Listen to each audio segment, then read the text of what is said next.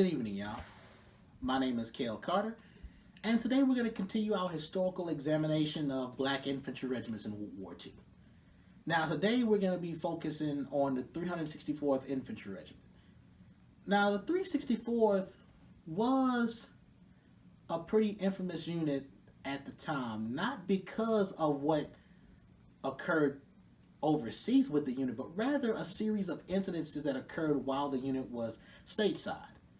Now, given that the goal of this channel and the goal of this series is to help provide, help bring light, shed light on the experiences of black soldiers in World War II, as well as clarify their experiences, I'll be doing 3 videos on the 364th Infantry. The first video, which I'll be doing tonight, is going to focus pretty much on the general overall history of the 364th, from its start in 1942 to the end of the war. The second video will focus on the first major incident that occurred with the 364th, and that is the Phoenix Massacre.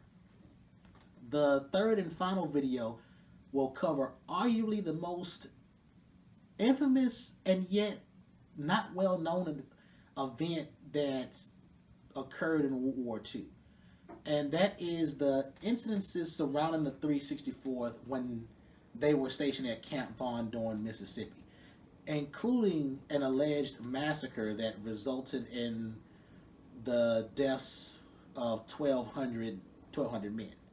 Now, the reason why I say alleged is because the whole goal of this channel is to help provide clarity on the black military history experience, or the black military experience during this time frame, and to make sure that you as the viewer have the most clear understanding about what occurred.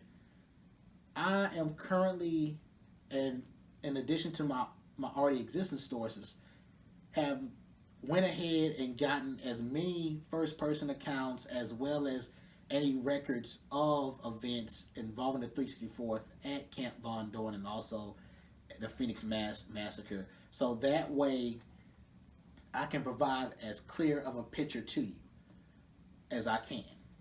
Now, in addition, after those videos, I'm going to provide the sources, provide links for the sources, so that way if y'all wish to do research on your own, y'all can.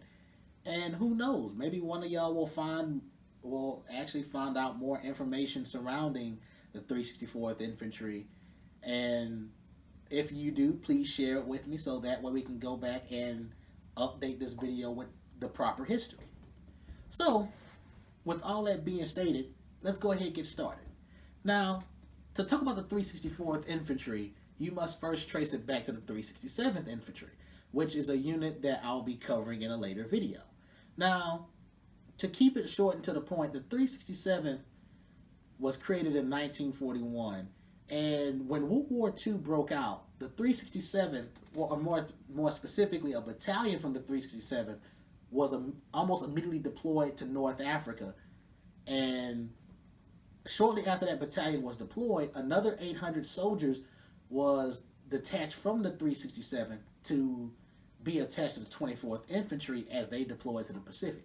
So the U.S. Army decided to take the remaining elements of the 367th and use that to form the basis of what will become known as the 364th Infantry Regiment. Now, almost immediately after the 364th Infantry was formed, it was immediately sent to Arizona. And when the unit arrived in Arizona, morale pretty much deteriorated. Now, the reason why morale deteriorated was for a few reasons. One, prior to the move, the 364th Infantry lost a commander that had really good faith in them. The commander was transferred out to another unit and another commander was brought in. In addition, when they first arrived at their post in Arizona, the post did not have any permanent structure. Like most of the structures that they had, most of the things they had to do, they had to camp in tents, they had to help build the trains and everything else. So that pretty much took out a good chunk of morale. Given that they're an infantry unit, part of their core goal was to train and do infantry training. However, there was not that many adequate facilities around for the 364th to train. So when they could train, they would do limited training, but most of the time was spent kind of doing guard duty. There was also a lack of sufficient officers because when the first battalion and the other 800 soldiers left, a lot of the officers were taken with them, and when they did have officers, some of the officers would get rotated out to other units to help build up other units. And the last and probably the most crucial thing that impacted morale was racial tensions with the locals, particularly in Phoenix. Now, normally when the soldiers were in Phoenix, while they would have clashes, the soldiers would basically police themselves. And by police themselves, I mean that you would have other elements of the 364th Infantry who would serve as military police to keep tabs and make sure that the soldiers weren't getting out of control. Now, because of complaints from the locals, the unit commander at the time thought it would be a good idea to bring in a black military police battalion to oversee the 364th Infantry. That didn't go over well with the 364th because to them, even though they brought in a black military police battalion to oversee the 364th, especially when they were in Phoenix, to the soldiers it came off as a slight because to them they saw the deployment of a black military police battalion to oversee them as, you don't trust us to police ourselves, so you're going to bring in these people to police us. And pretty much that right there served as one of the major catalysts for the event that will become known as the Phoenix Massacre. Now, again, as I mentioned before, I'll cover that in the next video. But shortly after that event, that led to a large-scale investigation by the U.S. Army. Included in the investigation was the first black general in the United States Army, which was Benjamin O. Davis Sr. And after the report concluded, they pretty much discovered the things I mentioned before that helped deteriorate morale. Primarily poor training, the lack of training facilities, and the other issues I brought up before. Now, ironically, Benjamin O. Davis Sr. kind of pegged early on that, okay, well, if we get these soldiers in proper infantry training, give them proper spaces, and they are able to, in essence, prove themselves, they will no doubt rise to the challenge.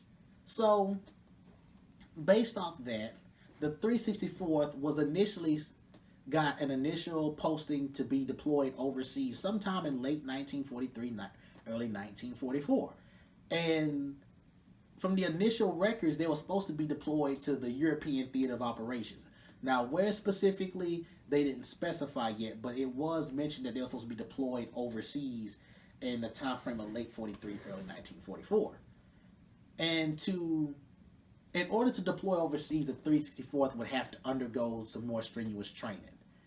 And sadly, they could not stay in Arizona to receive that training because, again, there was not that many adequate facilities in their area to do infantry training.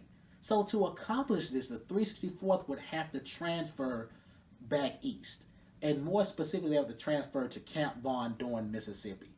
Because the idea was that Camp Van Dorn would have more facilities for the 364th to undergo proper training. Now, almost immediately after the 364th arrived, a series of incidents began to occur involving both the local population, the local sheriff, and even clashes with white MPs. Now, as I mentioned before, I will go into more detail with the third video covering the 364th. But needless to say, because of those series of incidences, it led to yet again another investigation on the 364th.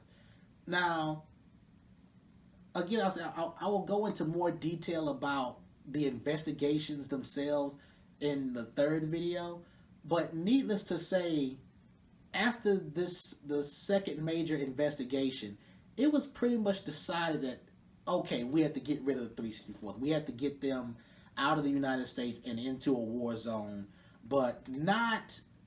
We had to get them overseas, but we can't deploy them to a heavy combat zone because we don't know how well they would conduct themselves in combat just based off the previous investigations. So, in November 1943, the 364th was sent to Louisiana to participate in Louisiana Maneuvers. And during that time period, the U.S. Army decided to deploy the 364th to the Aleutian Islands. The reason why was because the Aleutian Islands fit pretty much all the criteria that the U.S. Army was looking for. It was overseas because previously, earlier in the war in 1942, the Japanese did invade the Aleutian Islands, and ultimately they were thrusted away, but they were still concerned that the Japanese would return and try to invade the islands, or at least attack the islands. So the Aleutian Islands still was a combat theater. However, it was a combat theater that was less likely to encounter heavy combat. And then also, it was far away from the mainland United States, and it was pretty much isolated garrisons. So, as I mentioned before, it fit all the criteria for an area to deploy the 364th Infantry. Now, ironically, during this time, while at the Louisiana Maneuvers, the 364th actually proved itself to be competent in its assigned job as doing infantry. Like, people noticed that the referees that monitored the war games would notice how the 364th did a good job of keeping his books and maintaining positions and stuff like that. So, in December 1943, the 364th was prematurely pulled from Louisiana Maneuvers and then deployed to Seattle. And in early 1944, the 364th found itself in the Aleutian Islands. Now, pretty much upon arrival, the battalions of the 364th were split up and sent to various garrisons and various air bases to provide protection from the implied Japanese threat. And again, what's ironic is, in spite of the fact that the Aleutian Islands was this isolated garrison that was far from the rest of the world, the 364th proved that they could do their jobs as infantrymen, and they actually excelled at it. Now, ultimately speaking, the 364th would ultimately remain in the Aleutian Islands from 1944 to the end of the war. And the unit was partly broken up in 1946. The 1st Battalion was demobilized, and the 2nd and 3rd Battalion was converted into the 80th and 81st Infantry Battalions. Now, in 1947, they actually brought back the 364th Infantry for a short time, but this time at Fort Dix. And from the records I've read, the 364th pretty much remained at Fort Dix until 1956, where the unit was finally demobilized and disbanded. Now, as I mentioned before, it's funny that when the 364th was given a chance to rise to the occasion, it proved itself as an excellent unit. But like I mentioned before, the two major events that occurred pretty much plagued the unit from pretty much the onset. Now, as I mentioned before, the next video that I will discuss will pretty much cover the Phoenix Massacre. And it will pretty much go over what led to the Phoenix Massacre, which I kind of touched on tonight, but it will go into more detail and also cover the details of the investigation. But nevertheless, I want to take time to thank y'all for watching this video, and I'll see you next time.